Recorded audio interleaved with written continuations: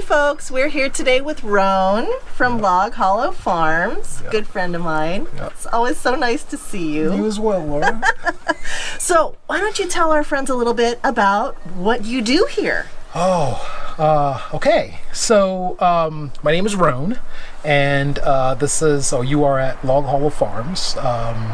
We're out here in the West County of Lewis County, and we began as a permaculture farm about 8-9 years ago. Purchased the land in about November of 2011, and I have since gone about the process of developing a permaculture farm that is also a teaching farm. The idea is to grow food, but use the vehicle of the farm to also teach other skills, more technical skills, more housing skills, and more just foundational skills that helps to build the food and housing system. We're going to call that project York College of Agriculture and Technology. We have donated the land to the 501c3 that will manage it, and our job now, myself and Amy, my partner in this venture, our job now is basically to be the water carriers to carry it from being just a basic, farm operation to the college. And that's pretty much our simple nutshell. That is because you have so much going on here. There are so many pieces of so many different things that when you put them all together brings so much life to the land and to the people who come and visit. Yes. That's certainly my experience of it. Yes, thank you for noting that. So just very quickly, we get about 400 to 600 people coming through every year. Some come to do workshops, others come just to stay and relax. During this pandemic, one of the things that we've done is that because we have such a large group of our food customers, for lack of a better term, that live in apartment type environments and live in denser communities, this pandemic has created a major stress with a lot of them that we keep hearing about. So one of the things that we've done is, rather than make a bunch of money from the different things we do, this year we've basically much opened the place up to people in that situation to come and just basically have a private, call it kind of a forested park-like setting to take a load off. We recently had a wonderful family come in. They were here for 3 days, and the funny part about it is that they got here the first day, they all fell asleep, and literally they didn't wake up for 2 more days. They were so exhausted from just that pressure that we've all been in. Right. So we've in a way found a new way to, support our community through just opening up the place and creating more accessibility. Wow. So You do such amazing things here. You really do. All right, so now you can see I love Roan and what he does here. And once you see everything, you will too. Would you like to show us around? I would love to. Let's Awesome. take a walk and go see some of the things we're doing around the place. Yeah. All right, so now this looks interesting. What is going on here? So one of the things about developing a farm in a forested environment or any environment is that you have to deal with a lot of the native wildlife.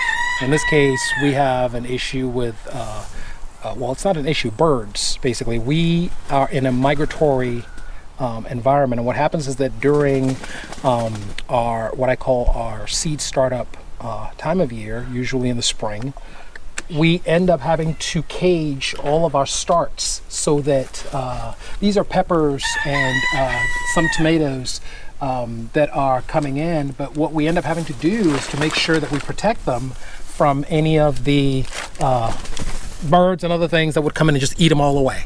And even mice at night, they come in and they basically pull up all of our starts. And we just basically developed the building. We call them seeding bays. And basically this holds about 1,000 starts. Wow. In these pots. And we do a start every 3 weeks in the early spring. And so we're able to rotate them out and into the fields or into our different plots. We sell a lot of these starts out at the farmers market in Portland. We take a lot of things to either Vancouver or to Portland. That's sort of where our sales community is built. So we go that way. And yeah, this is basically where we do a lot of our starts in order to keep the wildlife from helping themselves. This is really interesting. This is a super deep pot. Yes, it is. And we like to get nice deep roots established. Yeah. And then, you know, it's obviously the easy push up. What do you call it? We do a before we transplant, as most people do, we do a quick misting to just get everything to bind together. And then we pull the trays and we set them up out here, and then we just go down the rows and put them in. And at some point we get to where all of our seeds and starts go out, and whether what we have left over, we create these big fields. What we call it is just green fields of produce and such. And it's kind of nice producing it this way, because even if the deer come and take a little bit of it, the amount we have is such that they don't really, you know, make a dent. Yeah. And we can continue to harvest. In this case, there's kale, arugula, a bunch of other things going on. I see the blossoms, which are my favorite part. Yes, yes. Right? I love to clip them off, dip them in some batter, and deep fry them or stir fry them. They're kind of tasty. Yes. Makes them a nice treat. Yes, exactly. Yeah. And then we this basically will take us deep into summer, and then we don't let it bolt, because we don't let the main crop bolt, because we like to control what's going to come up next year. And probably next year we'll shift to another area in terms of our green landscape. And that's pretty much it. We kind of have learned a lot of things along the way, and we try very hard to keep those lessons relevant. Don't forget what you learn. Right. No, and I'm guessing once you find out what does particularly well in a spot like this, when you know you're going to be going to a new spot, then you kind of let those selective things self-seed. Right. We actually leave the idea, you've got it, and sorry to jump in there, the idea we play with here is that if something takes to an area, let it be. Move the other thing somewhere else and let that thing take to it, because you know the lighting levels, the moisture levels, the shade amount, whatever, some things, just certain varieties do better in a particular area. You know, Swiss chard, there's an area we have where Swiss chard is just taken to that area so naturally, we just grow it back year after year after year. This is a tree. This is like a fruit tree in a stump? Yes, it is. What?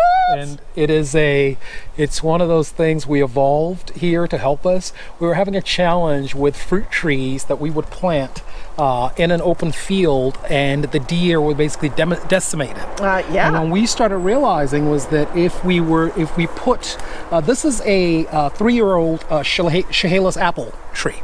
And we realized that if we put them in old cedar stumps, they actually come up, and the deer, for some reason, they don't kind of, I don't know whether they don't notice it or not, but they don't basically chew them down to nothing. That's crazy. And they actually do come up and thrive. And this one, like I said, a 3-year tree, but it's starting to produce fruit. Yeah, it's got little apples. Yes, and if you notice the thing about most of the fruit here, it's all good, healthy, clean stuff. And there's no bugs, no blight, no anything.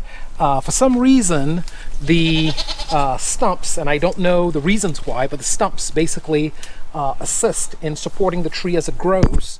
And you know, they tap good nutrition deep down. Right. I put some sawdust in there. I keep them watered, but they also hold moisture. Right. They're just really good. They act as a nurse log.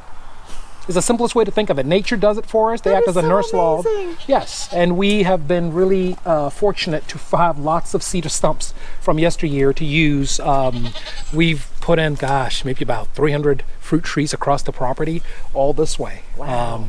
We've got a few that are more mature that we can show you, so you kind of get a sense of what they come up like. It's so funny. I think about the way you grow vegetables, and here we're growing fruit, and it's like people go to the forest to wildcraft, thinking they're going to come up with wet mushrooms and wild things. Yeah. The idea of going to the forest to wildcraft apples and kale. Yes. It's one of those things. That's awesome. Yep. All right, so this is another one of those trees in a stump, right? Yes, Look at this. This is a nice old tree. Actually, there's a plum tree that's about 7 years old. I planted it in the second year that I was here, and it has basically matured really nicely out of the stump. Again, we just occasionally fertilize it, put some sawdust and some chicken manure in there, and it makes for just a really healthy base to the tree. Over next to it, over on your left, is a peach tree. That is also. Oh, that is a peach. Yeah, oh my it's goodness. slowly establishing itself. We have been very, very lucky with the planting of fruit trees in cedar stumps.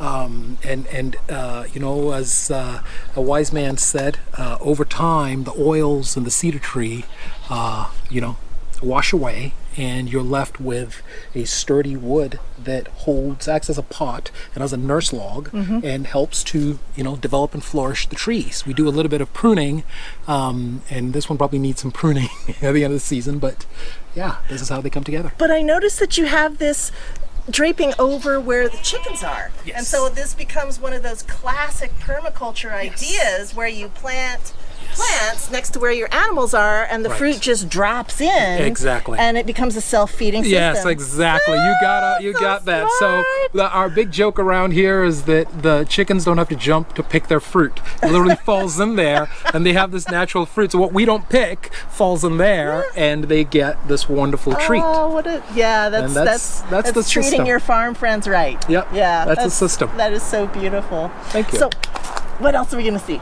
Let's go and look over at the livestock areas and see how some of our livestock things work. And it's not directly plant related, but it's all related.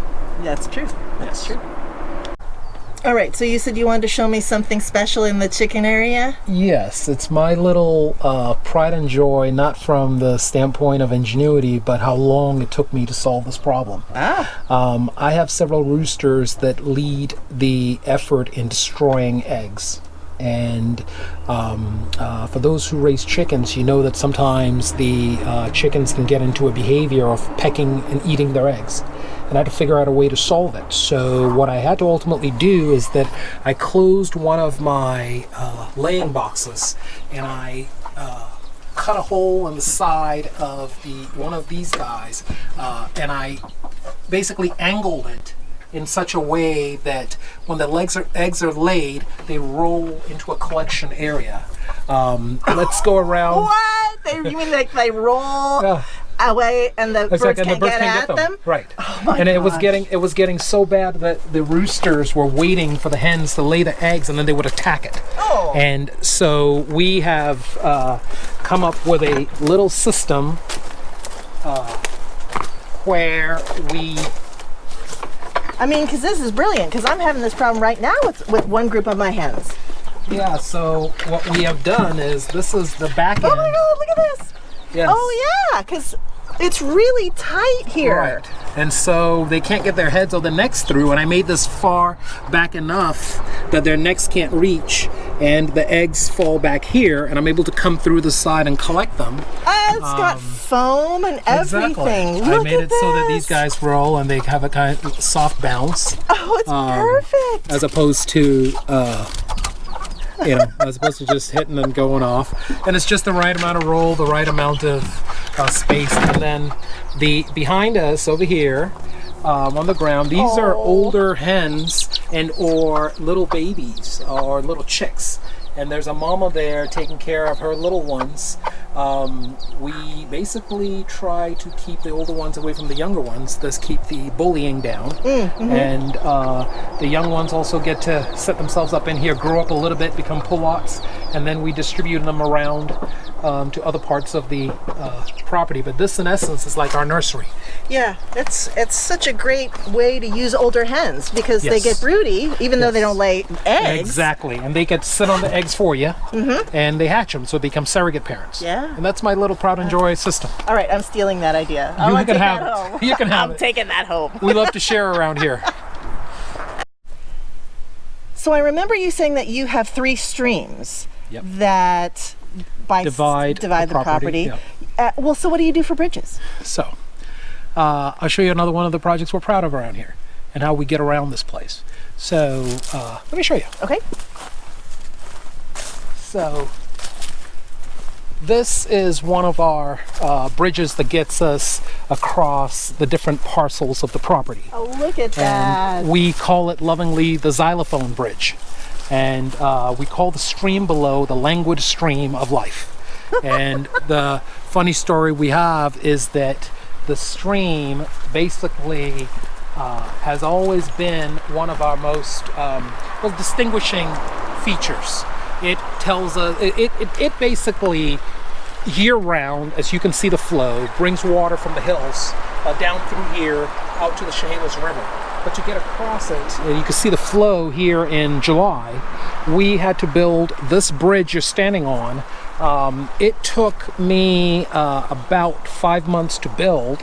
I had to bring in over almost 700, about 670 something loads, wheelbarrow loads of dirt from a area there where I dug it out of. Wow. I had to cut the trees there, basically build the two approaches, the one you see on this side and the other one on that side to land the bridge. I then did something that... Wait a minute, you dug this by hand? Yes. You dug the foundations of this bridge by hand? The whole thing was dug by hand. That's Took me about 5 months. That's why?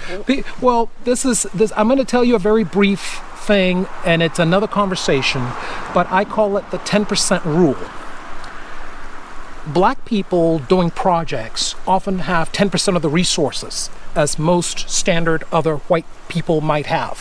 I had to make do with what I had, which was my hand skills. Yeah. Right? If I went to my family and asked to borrow money, they might come up with $20,000.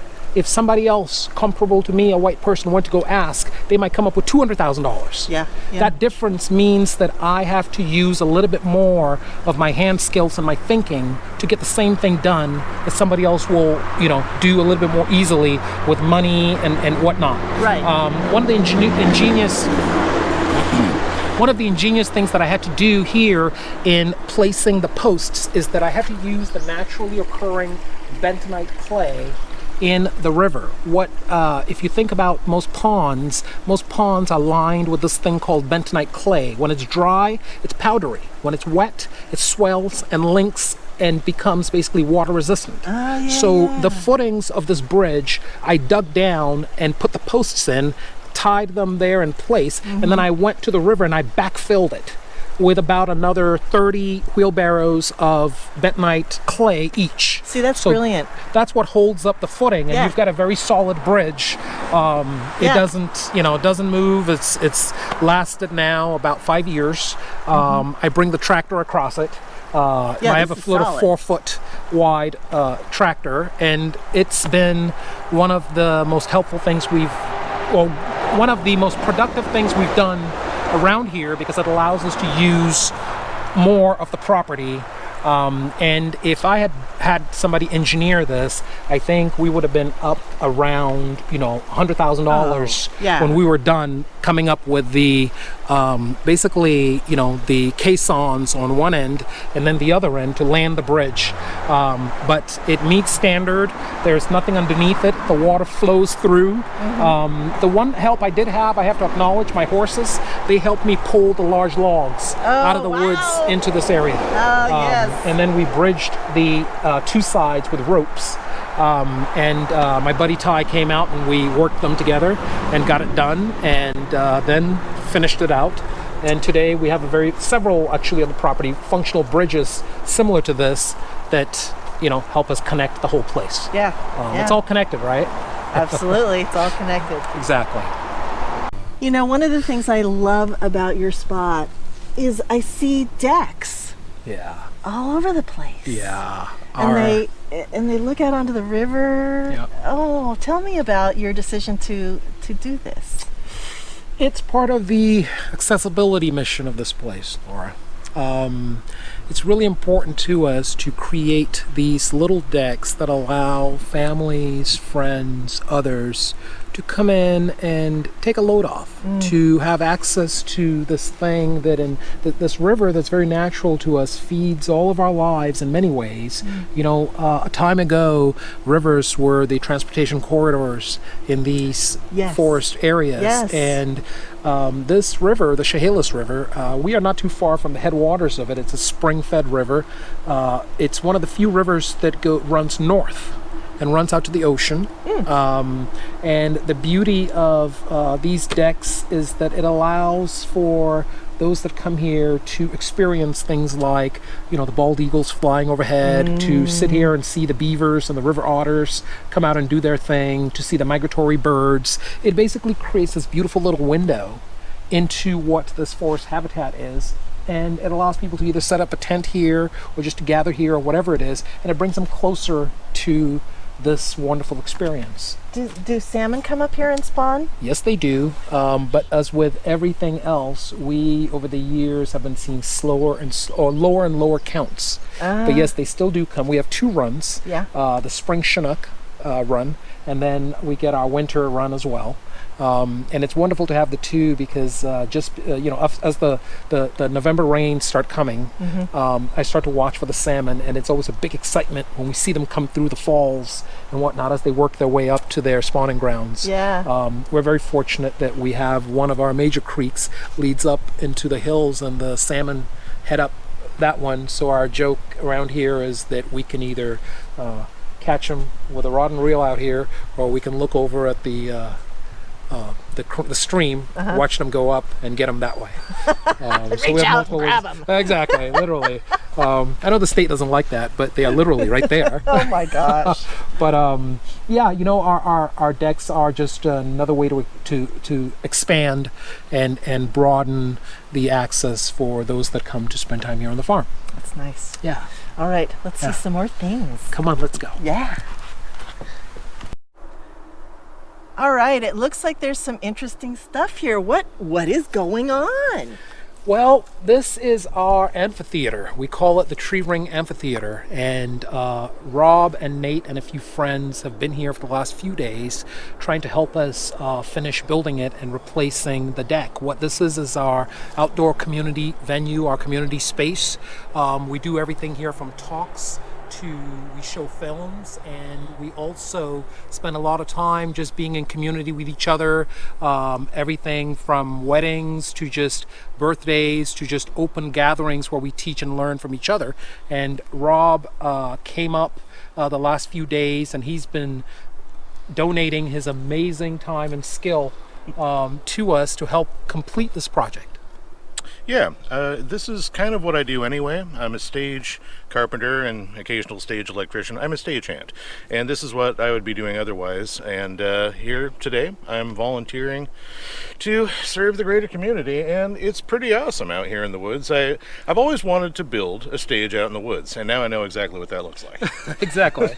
And the other thing I will add to this, and what Rob is not saying, is that without a wider community of people like Rob, a vision like this to take the farm forward wouldn't be possible. And I am so appreciative and thankful for all the good people like Rob that contribute to this effort through their hand skills and also through teaching youth how to create things like this, and that careers do exist in these fields. So thank you, Rob. Thank you. And look at this. This is just the most beautiful gathering space I can imagine. It's a natural amphitheater that we love to take advantage of in order to have nice little meeting spaces out in the middle of, the forest. This is just beautiful. Gosh, every time I come here, I get inspired. Thank you so much. It is a very inspiring place. It is. Thank you for being interested. Oh, always a treat, my friend. Thank you. Bye.